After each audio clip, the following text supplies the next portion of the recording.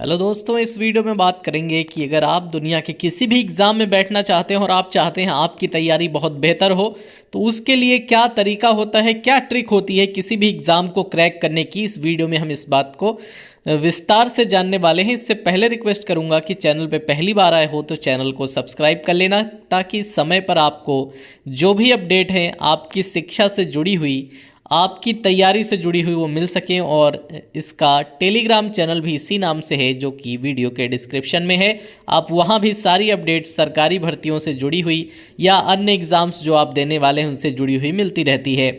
यहाँ पर हम बात करने वाले हैं दुनिया की किसी भी एग्ज़ाम के लिए मैं बोल रहा हूँ, लेकिन क्योंकि वीडियो हिंदी माध्यम का है तो बेसिकली हिंदी वाले लोग इसे सुन रहे होंगे, ऐसी अपेक्षा करता हूँ। यदि कोई वीडियो किसी और सबटाइटल में देख रहा है तो उसके लिए भी ये नियम लागू होता है। तो ये नियम क्या है, ये ट्रिक क्या है, ये हम आगे देखने वाले हैं। इससे पहले आपने थंबनेल पर 2 लाइनें जरूर पढ़ ली होंगी। आत्मविश्वास वह शक्ति है जो असंभव को संभव बना सकती है। ठीक है, यानी किसी परीक्षा की तैयारी कर रहे हो तो ये दोनों लाइनें अपने माइंड में जरूर रखना कि आत्मविश्वास आपके पास होना चाहिए कि हाँ मैं ये कर सकता हूँ। तो आइए देखते हैं विस्तार से क्या है ये ट्रिक। सबसे पहली चीज जो हमें ध्यान रखनी होती है वो है एग्ज़ाम का सिलेबस। सिलेबस किस लिए, सबसे पहले सिलेबस ही क्यों चर्चा कर रहा हूँ मैं, उस एग्ज़ाम के लिए कितने पद हैं, कितनी सीटें हैं, कितनी वैकेंसी हैं। ठीक है, ठीक कुछ भी कह सकता था, लेकिन सिलेबस को सबसे पहले इसलिए कह रहा हूँ क्योंकि सिलेबस ही आपको बताता है कि आपने जो सब्जेक्ट जो टॉपिक यहाँ पर पूछे जा रहे हैं इनको पहले पढ़ा है क्या आपको लगता है कि आप बहुत मेहनत करके भी इनको तैयार कर पाएंगे क्या। ठीक है, अगर ये ऐसे विषय हैं जिनको आपने बचपन से नहीं पढ़ा, आपको बिल्कुल समझ नहीं आते हैं, बहुत मेहनत करके भी इनमें अच्छे मार्क्स नहीं ला सकते हैं, तो ये वाला एग्ज़ाम ऐसा है कि इसमें आपकी तैयारी बेहतर नहीं हो पाएगी। ठीक है, इसमें आपकी तैयारी बेहतर नहीं हो पाएगी।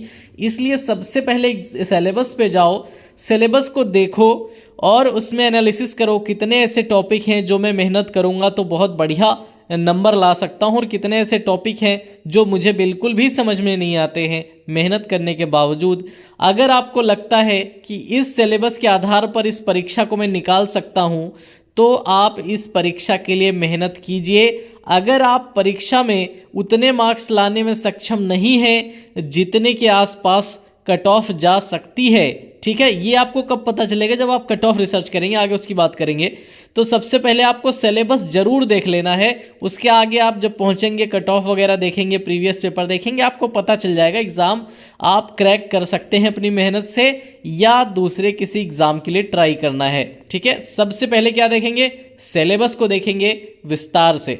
सिलेबस के बाद हमें क्या करना है, सिलेबस के बाद जाना है प्रीवियस 5 ईयर एग्जाम पेपर्स। ठीक है, जिस परीक्षा में आप बैठने वाले हैं उसके पिछले 5 साल के पेपर देखने हैं आपको। ठीक है, अब जब आप 5 साल के पेपर देखेंगे पिछले वाले, तो आप सिलेबस से उसे कनेक्ट कर ले जाएंगे। ठीक है, कि जो चीज़ें सिलेबस में लिखी हैं उससे कितने और किस टाइप के प्रश्न बन के आए हैं, कितने प्रश्न और किस टाइप के प्रश्न बन के आए हैं।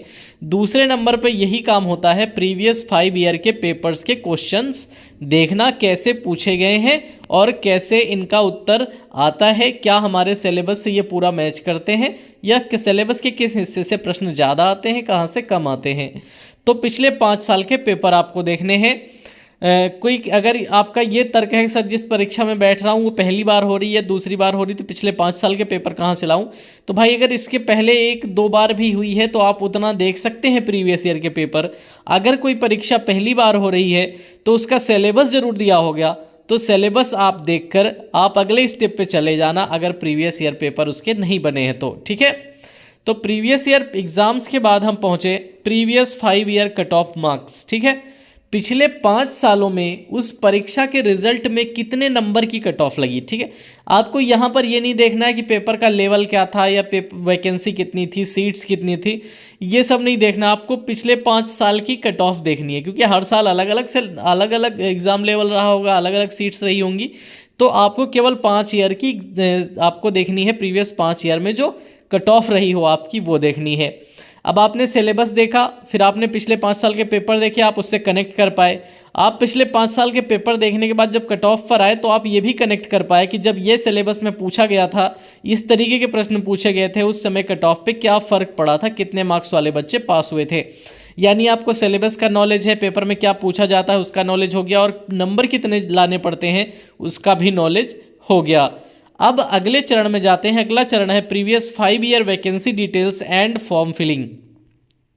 अब पिछले 5 सालों में यदि आपके पास संभव उपकरण है ये जानने के कि वैकेंसी कितनी कितनी थी, सीटें कितनी कितनी थी, सीट्स इसमें कितनी थी या वैकेंसी कितनी थी और कितने लोगों ने अप्लाई किया था, सीट्स या वैकेंसी कितनी थी और कितने लोगों ने अप्लाई किया था, तो जब आप कट ऑफ मार्क्स देख के यहाँ आए हैं और आपको ये भी पता चल जाए कि कितने बच्चे परीक्षा में बैठे थे और कितने बच्चे पास हुए थे, तो अब आपके लिए जानने के लिए कुछ नहीं रह जाएगा। आपको सिलेबस पता है, 5 साल के पेपर आपने देखे, आपको पता है पेपर में पूछा क्या जाएगा, आपको ये भी पता है इतनी वैकेंसी आई थी, इतनी कट ऑफ लगी थी, ठीक है, उस साल का पेपर में ये पूछा गया था, तो अगर इस साल के पेपर में ये पूछा जाएगा इतनी वैकेंसी है तो कट ऑफ कितनी लगेगी, आपको कितने नंबर की तैयारी करनी है। तो इन 4 स्टेप्स में आपने सब कुछ क्लियर कर लिया। आपको अब सिर्फ क्या करना है, आपको ये भी पता है कि क्या पढ़ना है, आपको ये भी पता है कि प्रश्न कैसे आएगा, आपको ये भी पता है कि नंबर कितने लाने हैं, तो भाई बचा क्या अब इसके अलावा क्या बचा है? इसके अलावा सिर्फ ये बचा है कि अब आप मेहनत करो और सिलेबस में जो टॉपिक हैं उन्हें कायदे से पढ़ो, ठीक है। अब पांचवें नंबर पे क्या होता है? पांचवें नंबर पे होता है नाउ डिसाइड योर टारगेट, ठीक है। अब आपको अपना टारगेट बना लेना है कि अब हमें सब कुछ पता है, क्या पढ़ना है, कैसे आएगा पेपर में, प्रश्न का टाइप क्या होगा, ठीक है, कितने प्रश्न आएंगे और कितने नंबर मुझे लाने पड़ेंगे। अगर वैकेंसी इतनी है तो कट ऑफ इतनी जाएगी, मुझे पहले से पता है। तो अब आपका टारगेट क्या होना चाहिए भाई? जितने कट ऑफ मार्क्स आपके जा सकते हैं, आपका टारगेट उससे थोड़ा सा ऊपर होना चाहिए। बहुमत सुने हैं ना आप? बहुमत यानी कि अगर कहीं 100 सीटें होती हैं तो बहुमत 51 पे होता है। इसका मतलब है कि आपको आपके कट ऑफ मार्क्स से थोड़ा सा ऊपर जाएंगे तो बहुमत मिल जाएगा। आपको वहाँ टारगेट करना है, वहाँ तैयारी करनी है। तो अब आपका टारगेट ही, ठीक है, अब आपको अपना टारगेट ही दिख रहा है साफ, तो अब आपका क्या बचा है? ठीक है, टारगेट साफ दिख रहा है तो क्या बचा है? बस एक चीज बची है, आपके और आपके सिलेक्शन के बीच में।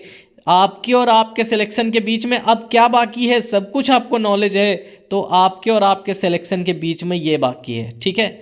आपके और आपके सिलेक्शन में जो सामने दिख रहा है ये बाकी है, तो सामने क्या दिख रहा है?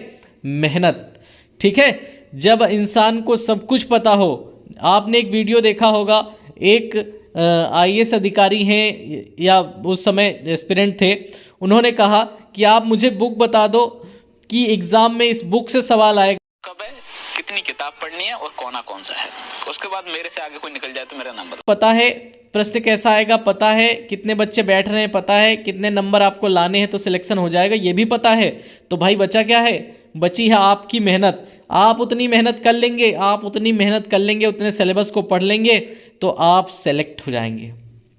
मैंने जो क्रम बताया है इस क्रम को फॉलो करेंगे, आखिरी सीढ़ी है मेहनत, और मेहनत कर लेंगे तो जो कोट लिखा है थंबनेल पर लिखा है वो इसीलिए लिखा है कि आखिरी सीढ़ी मेहनत ही है। किसी भी मंजिल तक पहुंचने के लिए जो आखिरी चीज़ बचे वो मेहनत ही है।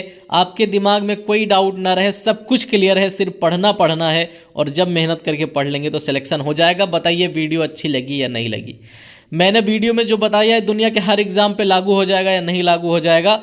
और इस तरीके से अगर कोई बच्चा तैयारी करता है तो किसी भी एग्जाम में बैठ रहा हो, उसके और उसकी सफलता के बीच में सिर्फ मेहनत खड़ी मिलेगी, बाकी सब कुछ क्लियर हो जाएगा। सिर्फ उसके और उसकी सफलता के बीच में मेहनत ही खड़ी मिलेगी। वीडियो अच्छा लगा हो तो चैनल सब्सक्राइब कर लेना और वीडियो को लाइक ज़रूर कर देना ताकि मुझे पता चले मेरे इस वीडियो से आपको कुछ फ़ायदा हो रहा है या नहीं हो रहा है। और ऐसे ही और वीडियो देखने के लिए मेरे चैनल को सब्सक्राइब करके इसके नोटिफिकेशन आने का इंतज़ार करना, क्योंकि इससे आपको बहुत मदद मिलने वाली है। Thank you for watching this video.